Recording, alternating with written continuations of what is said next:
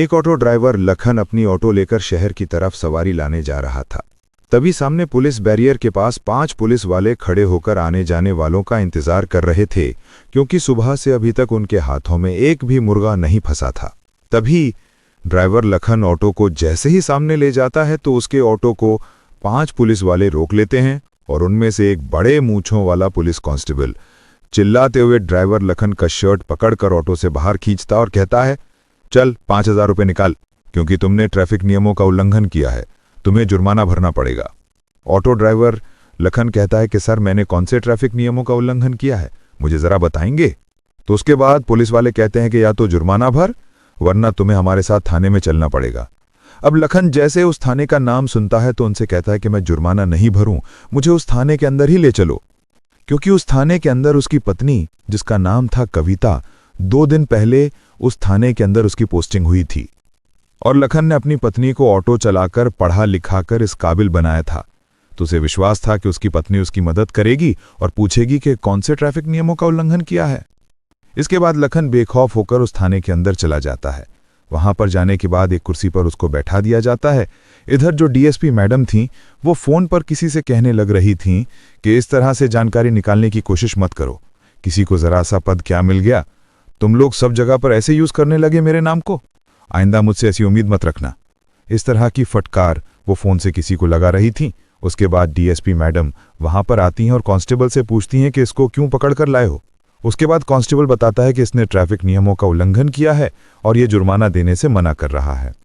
अब इसके बाद लखन आशा भरी निगाहों से अपनी पत्नी की तरफ मुस्कुरा कर देख रहा था, लेकिन तभी उसकी पत्नी कहती है कि अगर ये जुर्माना नहीं दे रहा है तो इसका ऑटो जब्त कर लो और इसको यहां से भगा दो। इस बात को लखन जैसे ही अपनी पत्नी के मुंह से सुनता है तो एकदम हैरान और परेशान सा हो जाता है, क्योंकि उसकी पत्नी को उसने ऑटो चलाकर पढ़ा लिखाकर इस काबिल बनाया था और उसकी पत्नी ने आज उस ऑटो को ही बंद करने के लिए बोल दिया था, जिस ऑटो की वजह से वो डीएसपी बनी थी। अब इसके बाद लखन मायूस हो जाता है और कविता की तरफ सूखी सी आंखों से देखने लगता है। उसके बाद उसकी पत्नी हवलदार से कहती है कि जल्द से जल्द इसे यहां से निकालो और इसके ऑटो को जब्त कर लो, कल आकर ये कोर्ट से छुड़ा लेगा। अब लखन इसके बाद उस थाने से भारी कदमों के साथ, उसकी आंखों में आंसू थे, चेहरे पर मायूसी थी, धीरे धीरे चलकर अपने घर की तरफ जाने लगता है। वो रास्ते में सोचता हुआ जाता है कि जिस दिन कविता को मैंने पढ़ाना लिखाना चालू किया था तो उस दिन तो ये बड़ा कहा करती थी कि इतने में किसी अच्छी सी पोस्ट को हासिल ना करूं, उतने दिन ही तो मेहनत कर लो, उसके बाद तुम्हें मेहनत करने की कोई ज़रूरत नहीं है। अब भारी कदमों के साथ इन सभी बातों के बारे में सोचता हुआ अपने घर पहुंचता है और वहां जाकर अपनी माँ को पूरी बात के बारे में बताता है। वो कहता है कि माँ, कविता तो इतना बदल गई है कि उसने मुझे पहचानने तक से इनकार कर दिया और मेरा ऑटो भी जब्त कर लिया, जिस ऑटो को चलाकर मैंने उसे डीएसपी बनाया था। अब इस बात को जैसे उसकी माँ सुनती है तो कहती है कि बेटा, तुम्हें वो दिन तो याद होगा जब कविता की शादी तुम्हारे साथ हुई थी और उसके तीसरे चौथे दिन ही इसने बोल दिया था कि तुम लोगों ने हामी भरी है मुझे पढ़ाने लिखाने की और मेरी पढ़ाई लिखाई का खर्चा तुम्हें उठाना पड़ेगा। उस टाइम पर परिवार की हालत ठीक नहीं थी, लेकिन उस समय भी इसने ज़बरदस्ती हमसे की थी पढ़ने लिखने के लिए। अब इस बात को सोचकर दोनों माँ बेटे काफ़ी ज़्यादा परेशान होते हैं। इधर जो लखन का बेटा था वो अपनी दादी के साथ ज़्यादा खेला करता, क्योंकि उसकी माँ को पढ़ाई लिखाई से फुर्सत ही नहीं थी और इसी वजह से वो दादी को सबसे ज़्यादा लाड किया करता था, वहीं पर उसके साथ खेला कूदा करता और उसी के साथ ज़्यादातर रात को सोया करता। जो कविता थी वो सरकारी क्वार्टर में वहीं पर रहा करती जहां पर उसका ऑफिस था, क्योंकि ऑफिस से घर की दूरी काफ़ी ज़्यादा थी और उसे वहां पर क्वार्टर मिला हुआ था, तो वो उसी क्वार्टर के अंदर रहा करती थी। अब दूसरा दिन होता है। दूसरे दिन कविता वेट कर रही थी कि वो आएगा और आकर कोर्ट से ऑटो को छुड़ाने के लिए कागज़ बनवा के लाएगा। उसके बाद कविता इंतज़ार करती रहती है, लेकिन जो लखन है वो वहाँ पर अपने ऑटो को छुड़वाने के लिए नहीं आता है। इस बात को देखकर कविता को बड़ा ही गुस्सा आता है और वो गुस्से से भरी हुई सीधा अपने घर जाती है लखन के पास। वहाँ जाकर देखती है जो उसकी सास है उसके बालों की चंपी कर रही है और लखन वहीं पर नीचे बैठा हुआ है और लखन का बेटा वहाँ पर खेल रहा है। दोनों का किसी का भी उस बेटे की तरफ ध्यान नहीं था, वो अच्छी तरह से खेल रहा था। अब इस बात को देखकर वो खामखाही अपने पति और अपनी सास पर भड़क जाती है। कहती है कि तुम लोगों को बच्चे संभालने भी नहीं आते, इस तरह से बच्चे संभाले जाते हैं, अगर इसको कुछ हो जाएगा तो कौन जिम्मेवार रहेगा। उसके बाद लखन अपनी पत्नी की तरफ देखता है और उसे कहता है कि ये तुम क्या कह रही हो, बच्चे संभालने नहीं आते? अब तक ये जितना भी बड़ा हुआ है उतना माँ ने ही इसको बड़ा किया है और उन्हें अच्छी तरह से पता है कि बच्चे को किस तरह से संभाला जाता है। तुम इसके बारे में ना ही बोलो तो ही अच्छा है। अब जैसे ही लखन के मुंह से ये बात कविता सुनती है तो एकदम से उस पर भड़क जाती है और कहती है कि तुम ऑटो को लेने के लिए क्यों नहीं आए? मैंने सारा इंतजाम कर दिया था और तुम वहां पर नहीं पहुंचे टाइम पर। अब इस बात को सुनकर लखन कहता है कि तुम्हें इतनी ही पड़ी थी तो उस दिन थाने में ही ये मना कर दिया होता कि इसके ऑटो को जब्त ना किया जाए और इसने कोई भी गुनाह नहीं किया है, और मैंने असलियत में भी कोई गुनाह नहीं किया था। कहीं तुम ये सोचने लगे कि मैं तुम्हारी वर्दी का फायदा उठा रहा था। तुम असलियत को तो निकाल सकती थी, क्योंकि तुम बड़ी अधिकारी हो तो असलियत तो तुम्हारे सामने आ ही सकती थी। अब इसके बाद कविता उस पर चिल्लाने लगती है और कहती है कि तुम लोग गंवार हो और तुम क्या जानो कि किस तरह से ड्यूटी की जाती है, और मेरे बच्चे को भी तुम अच्छी तरह से नहीं संभाल सकते। ऐसा कहकर वो अपने बच्चे का हाथ पकड़ती है और उसे लेकर उसके कमरे में चली जाती है। वहां से उसके बच्चे के सारे सामान को पैक करती है और जाते हुए कहती है कि मुझे अब तुम जैसे गवार के साथ नहीं रहना, और मैं कहाँ तक अपनी बुद्धि को खराब करूंगी तुम लोगों से जबान लड़ाकूं। लोग तो इसी तरह से जबान लड़ाने के लिए यहाँ पर बैठे हो। लखन कहता है कि ठीक है, अगर तुम्हें ये अच्छा लगता है तो वैसा ही करो। लेकिन उसका जो बेटा था 6 साल का, वह बार बार अपनी दादी की तरफ उंगली कर रहा था और कह रहा था कि दादी मुझे मम्मी के साथ नहीं जाना, मुझे पापा और तुम्हारे साथ ही रहना है। क्योंकि जो कविता थी उसने कभी भी अपने बच्चे को लाड़ प्यार से नहीं रखा था, वह तो केवल पढ़ाई की ओर ध्यान दिया करती थी। अब इसके बाद कविता उसका हाथ पकड़कर और उसकी तरफ घूरती जहां पर वह रहा करती थी। अब इसके बाद कविता लड़ाई करके वहां से चली गई थी। अब जैसे ही ये बात कविता के माता पिता को पता चलती है तो वो लोग कविता को बहुत खरी खोटी सुनाते हैं, और कविता जो कि अपनी वर्दी के घमंड में थी वह कहती है कि मुझसे कोई भी नाता रखने की तुम्हें ज़रूरत नहीं है। अब इस बात को सुनकर जो उसके माँ बाप हैं वह भी उससे बात करना बिल्कुल बंद कर देते हैं। इधर जो उसका भाई था वह भी कहता है कि बहन ये अच्छी बात नहीं है, लेकिन वर्दी के घमंड में वह उसको भी उल्टा सीधा सुना देती है। धीरे धीरे ऐसे ही समय बीतता है। जो कविता है वह अपने बच्चे को घर पर रखा करती है और एक फुल टाइम मेड उसने रख रखी थी बच्चे की देखभाल करने के लिए। तभी एक दिन के समय जो उसकी मेड की वह बच्चे को लेकर मार्केट आई हुई थी, और इधर उस लड़के की दादी भी वहां पर आई हुई थी कुछ सामान को खरीदने के लिए। और जैसे ही वह 6 साल का बच्चा अपनी दादी को देखता है तो अपनी मेड के पास से हटकर सीधा अपनी दादी को जाकर लिपट जाता है। इधर मेड जैसे ही देखती है कि बच्चा कहाँ गया तो वह उसे इधर उधर ढूंढने लगती है। वह दादी के पास आता है, उसकी आंखों में आंसू थे, और कहता है कि दादी मुझे तुम्हारे साथ रहना है, मुझे मम्मी के पास नहीं रहना। मम्मी तो एक गंदे से अंकल के साथ रहती हैं और वे लोग मुझे कभी कभी पीट भी दिया करते हैं। अब जैसे इस बात को उसकी दादी सुनती है तो वह कहती है कि बेटा तुम क्या कह रहे हो, मम्मी किस गंदे अंकल के साथ रहती हैं? तो वह बताता है कि गंदे से अंकल मम्मी के घर पर आते हैं और वह पूरा दिन भर भी रहते हैं, कभी कभी जब छुट्टी का टाइम होता है, लेकिन रोज शाम को ज़रूर से आते हैं। और मम्मी और वो अंकल मुझे पीटते हैं अगर मैं नहीं सोता हूँ तो, और उसके बाद मैं सोने का नाटक कर लेता हूँ और मम्मी और वो गंदे अंकल घंटों तक बैठकर आपस में बातें करते हैं और ज़ोर ज़ोर से हंसा करते हैं। इन सभी चीज़ों को देखकर मैं अंदर ही अंदर से बहुत ज़्यादा रोता हूँ और मुझे अब मम्मी के पास नहीं रहना। इतनी ही देर में कविता की मेड भी वहाँ पर आ जाती है और उस बच्चे को उस बूढ़ी महिला से बात करते हुए देख एकदम से उसका हाथ पकड़ लेती है। वह मेड उसे खींचने लगती है, लेकिन वह कहता है कि मुझे मम्मी के पास नहीं रहना, मुझे दादी और पापा के पास रहना है। उसके बाद दादी उस मेड से कहती है कि कोई बात नहीं, तो ऐसा कर जो भी सामान तुझे खरीदना है वो खरीद ले, इतनी देर में इसी के साथ बैठी हुई हूँ। अब इसके बाद दादी का भी बहुत ज़्यादा मन था कि वह अपने पोते को अपने साथ ले जाए, लेकिन वह मजबूर थी क्योंकि उस मेड ने उससे कहा था कि मेरी मालकिन ने मुझे सख्त हिदायत दी है कि यह बच्चा उनके पास नहीं जाना चाहिए। अब इस बात को सुनकर वह अपने पोते को समझाती है, कहती है कि बेटा कोई बात नहीं, तुझे अभी अपनी मम्मी के पास ही रहना पड़ेगा और हम लोग किसी दिन आएंगे और तुझे अपने साथ ले जाएंगे। ऐसा कहकर वह उस लड़के को समझाकर उस मेड के साथ भेज देती है और उसके बाद वह अपने घर आ जाती है। उनके दिमाग में यही बातें चल रही थी जो उस छोटे से बच्चे ने उन्हें बताई थी कि उसके बेटे की बहू इस तरह का कृत्य भी कर रही है। अब ये बात आकर वह अपने बेटे को बताना तो नहीं चाहती थी, लेकिन मजबूरन उसे बताना पड़ता है। वह अपने बेटे को पूरी कहानी के बारे में बताती है। कहती हैं कि पोता मिला था और वह ऐसे कह रहा था कि कोई गंदे अंकल हैं, वह उसे पीटा करते हैं। उसके बाद एक दिन छुट्टी का दिन था और छुट्टी के दिन बिना बताए जो लखन है अपनी माँ के साथ अपनी पत्नी के सरकारी आवास पर पहुँच जाता है। वहां जाने के बाद जैसे ही डोरबेल बजाता है तो अंदर से कविता निकलती है जो कि अभी नींद में ही थी, और उसने जैसे ही दरवाज़ा खोला तो एकदम से सकपका जाती है। वह एकदम से कहती है कि तुम लोग यहाँ पर क्या कर रहे हो। अब उसकी इस बात को जैसे ही लखन और उसकी माँ सुनते हैं तो लखन की माँ कहती है कि तुम माँ बेटे से हम माँ बेटे मिलने आ गए, क्यों हमने कोई गलत किया। अब इस बात को सुनकर जो कविता है वह एकदम से चुपचाप सी खड़ी रह जाती है। इसके बाद लखन उस घर के अंदर घुसता है और वह देखता है कि उसके कमरे के अंदर बेड के ऊपर एक नौजवान लड़का लेटा हुआ है और उनका जो बच्चा है वह दूसरे बेड पर ऐसे ही पड़ा हुआ है। अब इन सभी चीज़ों को देखने के बाद लखन को बड़ा गुस्सा आता है और वह एकदम से एक जोरदार छांटा अपनी पत्नी को जड़ देते हैं। और जैसे ही कविता के एक छांटा लगता है तो वह व्यक्ति खड़ा होता है और कहता है कि कौन है ये बदतमीज़ जो यहाँ पर आकर तुझे छांटा मार रहा है। उस बात कविता एकदम से उस व्यक्ति से कहती है कि यही तो है मेरा निकम्मा गवार पति। अब इस बात को जैसे ही लखन सुनता है उसे और भी ज़्यादा गुस्सा आता है। गुस्से के मारे उसका शरीर कंपन करने लगता है, लेकिन उसकी माँ ने उसे समझा रखा था कि बेटा इस तरह से नहीं किया करते। ये पहला छांटा तो उसने ऐसे ही मार दिया था क्योंकि वह भावनाओं में बह गया था। अब इसके बाद वह जाता है और अपने बेटे को अपनी गोद में उठाता है और कहता है कि अच्छा तो इसीलिए तुम यहाँ पर रहा करती थी। दरअसल दोस्तों जो और व्यक्ति था जिस अंकल के बारे में उनका लड़का बात कर रहा था वह और कोई नहीं कविता का सीनियर था, जो ट्रेनिंग के दिनों से ही कविता के साथ अवैध प्रेम प्रसंग में था। अब इसके बाद जब सारा भेद खुल ही गया था तो कविता भी कहती है कि चलो ठीक है, यह तो अच्छा हुआ जो तुम लोगों ने आकर अपने आप ही देख लिया। वह कहती है कि मुझे तुम जैसे गंवार से कोई रिश्ता नहीं रखना और आज के बाद मुझे अपनी शक्ल मत दिखाना। इसके बाद लखन अपने बच्चे को लेकर वहां से जाने लगता है। उसकी माँ भी पीछे मुड़कर जाने लगती हैं। तभी कविता एकदम से लखन को रोकती है और कहती है कि जाते जाते इस काम को और कर जाओ, मैंने डिवोर्स के पेपर पहले ही तैयार कर रखे हैं और इस पर साइन भी कर दो। उसके बाद लखन उन पेपरों पर साइन कर देता है और वहां से अपने बच्चे को लेकर चला जाता है। वह घर जाकर एक कमरे के अंदर बैठे हुए थे। उसने कविता को डिवोर्स दे दिया था। डिवोर्स भी उनका लगभग कंप्लीट ही हो गया था क्योंकि कविता ने पहले से ही डिवोर्स के पेपर बनवा रखे थे। अब कुछ दिनों तक उनका केस चलेगा और केस चलने के बाद उन दोनों का डिवोर्स हो जाएगा। अब लखन घर के अंदर बैठा है, उधर उसकी माँ बैठी हुई है और वह सोच रही है कि किस तरह से बेटे की गृहस्थी को अच्छी तरह से चलाया जाए। अब उसके बाद लखन की माँ पुरानी संदूक को खोलने लगती है और उसमें ढूंढने लगती है कि शायद ऐसा कुछ मिल जाए जिससे फिलहाल कुछ थोड़ा बहुत काम करने के लिए हमें मदद मिल सके। ढूंढते ढूंढते संदूक के सबसे नीचे उसे एक पेपर मिलता है, एक जमीन का।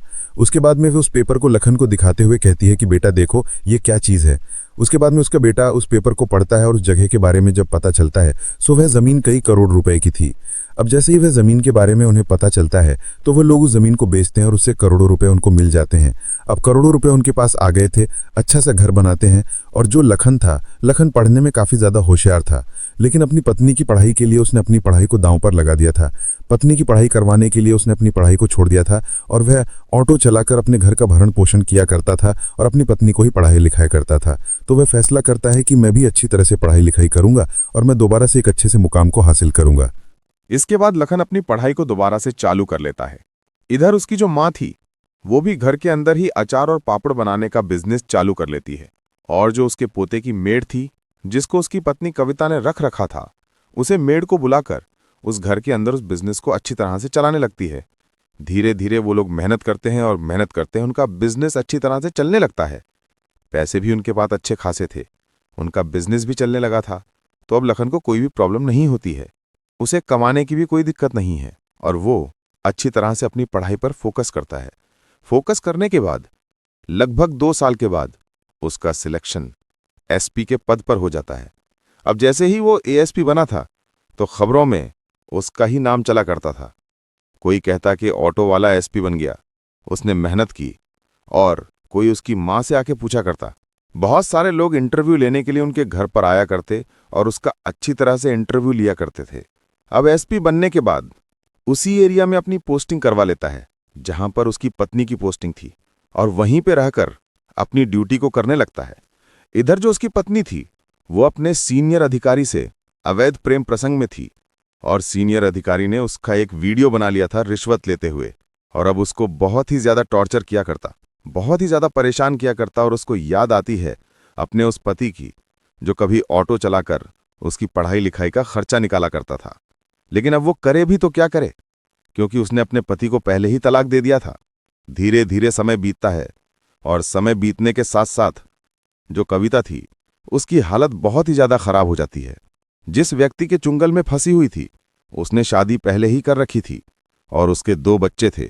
और ये बात जैसे कविता को पता चलती है तो वो कुछ कह पाती इससे पहले वो उसे धमकी दे देता है कि मैंने तुम्हारा वीडियो बना रखा है, अगर तुमने मुझसे कुछ कहा तो तुम्हारी पोस्ट भी जाएगी और साथ ही साथ दुनिया में मुंह दिखाने लायक नहीं रहोगी। अब इस डर के कारण कविता उसे कुछ नहीं कहती है। वो खाना पीना छोड़ देती है, अच्छे कपड़े पहनना छोड़ देती है और उस व्यक्ति ने उसे फोन रखने से भी मना किया था। अब उनके थाने में, जिस थाने में कविता नियुक्त थी, उस थाने में एएसपी साहब के स्वागत के लिए पार्टी रखी जानी थी और उसमें कविता से भी कहा जाता है, उसकी राय मांगी जाती है। तो कविता हामी भर लेती है, कहती है कि ठीक है, आप ऐसा करो, पार्टी दे देना, अच्छी बात रहेगी। उसके बाद दूसरे दिन पार्टी का आयोजन किया जाता है और पार्टी में एक स्टेज बनाया गया था।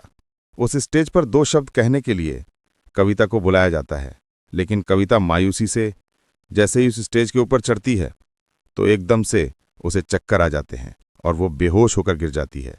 उसके बाद कविता को उठाकर हॉस्पिटल पहुंचाया जाता है। अब लखन देखता है कि ये वही कविता है जो कुछ दिन पहले इतने घमंड में रहा करती थी। आज उसकी हालत बहुत ज्यादा खराब हो गई थी, क्योंकि दोस्तों वो सूख कर तिनका हो गई थी और ना ही वो अच्छी तरह से खाया करती, और दिन रात उसे उसी वीडियो की चिंता सताया करती थी, क्योंकि वो पैसों के चक्कर में इधर उधर से रिश्वत लिया करती और उसी के साथ ही ने उसका वीडियो बना लिया था और बार बार उसे वायरल करने की धमकी दिया करता। अब वो जैसे चाहे उस तरह से उसको रखा करता और इसी तरह से उसके दिन बीत रहे थे। हॉस्पिटल में जाती है। हॉस्पिटल में डॉक्टर साहब कहते हैं कि कमजोरी के कारण उसकी हालत हुई है। अब जब लखन इस बात को सुनता है तो बड़ा ही हैरान होता है। वो सोचने पे मजबूर हो जाता है कि एक डीएसपी को ऐसी क्या कमजोरी हो गई। उसके पास इतने पैसे भी नहीं बचते कि वो अच्छी तरह से अपने खाने पीने का ध्यान रख सके। अब इसके बाद एसपी साहब अपने कार्य को करने में लग जाते हैं और धीरे धीरे जो कविता है वो बार बार सोचा करती कि मैं कभी ना कभी लखन से मिलूंगी और पूरी बात के बारे में से बताऊंगी। इसी तरह से कुछ दिन और बीत जाते हैं। एक दिन कविता मार्केट में जा रही थी, तभी उसे उसकी सास मिलती है और वो एकदम से उसके सामने आकर खड़ी हो जाती है। कहती है कि माँ जी आप कैसी हो। तभी एकदम उसकी सास कहती है कि कौन हो बेटी तुम, इस तरह से मुझे माँ जी क्यों कह रही हो। तो उसके बाद वो कहती है कि माँ जी मैं कविता हूं, आपने मुझे पहचाना नहीं, क्योंकि उसकी सास ने भी चश्मा नहीं पहना था और बिना चश्मे के उसे अच्छी तरह से दिखाई नहीं देता था और कविता की शक्ल बिल्कुल बदल चुकी थी, कम खाने की वजह से और उसकी बुरी हालत की वजह से। तो उसकी सास कहती है कि मैंने तुझे नहीं पहचाना और पहचान कर भी तुझे क्या फायदा जो तूने मेरे बेटे को इस तरह से ठुकरा दिया। क्योंकि अब उसकी सास का बिजनेस भी अच्छी तरह से चल रहा था। वो मार्केट में अपने बिजनेस से रिलेटेड सामान लेने के लिए ही आई थी। वो उसको नहीं पहचानती और दुत्कारते हुए वहां से भगा देती है। उसके पैरों में पड़ जाती है। कहती है कि माँ जी मुझसे बहुत बड़ी गलती हो गई, लखन से कह दीजिए कि मुझे दोबारा से अपना लेंगे, मुझे माफ कर दीजिए। उसके बाद उसकी सास कहती है कि बेटी तूने जो किया है उसका फल तो तुझे भुगतना पड़ेगा। ऐसा कहकर वो उसे दूर हटाते हुए वहां से अपने काम को करने के लिए चली जाती है। धीरे धीरे कुछ दिन और बीतते हैं। अब जो कविता है उन सभी चीजों से बहुत ज्यादा दुखी हो गई थी। वो एक दिन उस व्यक्ति के पास जाती है जिसके चुंगल में फंसी हुई थी और उससे कहती है कि चाहे तू इस वीडियो को वायरल कर दे या फिर मेरी जान ले ले, मैं अब तुम्हारे पास नहीं रहूंगी। ऐसा कहकर वो वहां से भागकर लखन के घर पर आ जाती है और लखन के घर का दरवाजा खटखटाता है। लखन जैसे ही अंदर से दरवाजा खोलता है तो देखता है कि उसके सामने कविता खड़ी हुई है जो बेहद ही बुरी कंडीशन में है। वो कहता है कि हाँ जी, कौन, आपको किससे मिलना है। तो कहती है कि लखन मैं कविता हूं, मैं तुम्हारी पत्नी हूं और तुम्हारा बच्चा मेरे पास है। तो लखन कहता है कि इस बच्चे के लिए तो मैं पहले ही तुम्हें तलाक दे चुका हूं और इस बच्चे को मेरे पास ही रहना है। मैं तुझे नहीं जानता तू कौन है। अगर आज के बाद तू यहां पर आई तो मुझसे बुरा कोई नहीं होगा। ऐसा कहकर लखन दरवाजे को उसके मुंह पर ही बंद कर दिया था। कविता के आंखों से आंसुओं की झड़ी बह रही थी और वो बहुत ही ज्यादा चीखा कर रो रही थी। अब इस बात को लखन की मां भी अंदर से सुन रही थी, लेकिन वो कुछ भी रिएक्शन नहीं करती है, क्योंकि कविता ने लखन के साथ बहुत गलत किया था और उस बात के बारे में लखन की मां को पता था। अब इसके बाद वो वहां से जा ही रही थी, तभी एकदम से उसे पता चलता है कि जो वीडियो उस व्यक्ति ने उसका रिकॉर्ड किया था वो वायरल कर दिया है और उसको वायरल होने की वजह से उसकी ड्यूटी भी छूट गई है। अब इन सभी चीजों को देखते हुए कविता बहुत ही ज्यादा परेशान हो जाती है और वो अपने भाई के पास फोन करती है, लेकिन उसका भाई भी उससे नफरत किया करता, क्योंकि कविता ने जब दूसरे व्यक्ति के साथ अवैध प्रेम प्रसंग बनाए थे तो उस वजह से उसके माता पिता कुछ दिनों में इस गम के कारण इस दुनिया को छोड़कर जा चुके थे और इन सभी का जिम्मेदार वो अपनी बहन कविता को मानता था। और बहुत दिन पहले उसने अपनी बहन से कह दिया था कि मुझसे तुम्हें कोई भी ताल्लुकात रखने की जरूरत नहीं है, आज से तू मेरे लिए मर गई है और मैं तेरे लिए मर गया हूं। इसी वजह से वो भी उसका कोई साथ नहीं देता है। इधर जो व्यक्ति था जिसके प्रेम प्रसंग में फंसी हुई थी वो वहां से उसके घर से सारा पैसा जेवर लेकर भाग गया था और उसके बाद उसने उसकी वीडियो भी वायरल कर दी थी।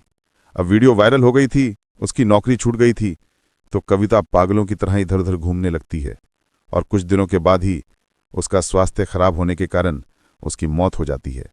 तो दोस्तों ये थी कहानी जहां पर एक लड़की को एक लड़के ने ऑटो चलाकर पढ़ाया लिखाया और सोचा कि वो अच्छी नौकरी प्राप्त करने के बाद उसको सहारा देगी, लेकिन उसने उसे उल्टा बर्बाद करने की कोशिश की। आप क्या कहना चाहोगे कविता के बारे में? आप क्या कहना चाहते हो लखन के बारे में? आपकी जो भी राय कमेंट बॉक्स में लिख सकते हो, लोगों के साथ शेयर कर सकते हो। दोस्तों, इन कहानियों को सुनाने का उद्देश्य किसी को परेशान करना बिल्कुल भी नहीं है। ये कहानी आपको इसलिए सुनाई जाती है ताकि आप लोग इन कहानियों में से कुछ ना कुछ सीख सको और अपने जीवन में उस चीज़ को अप्लाई कर सको। जैसे इस कहानी में कविता अगर अवैध प्रेम प्रसंग नहीं रखती तो उसका जीवन बड़े अच्छी तरह से व्यतीत होता। बाकी मिलते हैं किसी अगली वीडियो में नए टॉपिक के साथ। तब तक के लिए जय हिंद, जय भारत। आप सभी का बहुत बहुत धन्यवाद।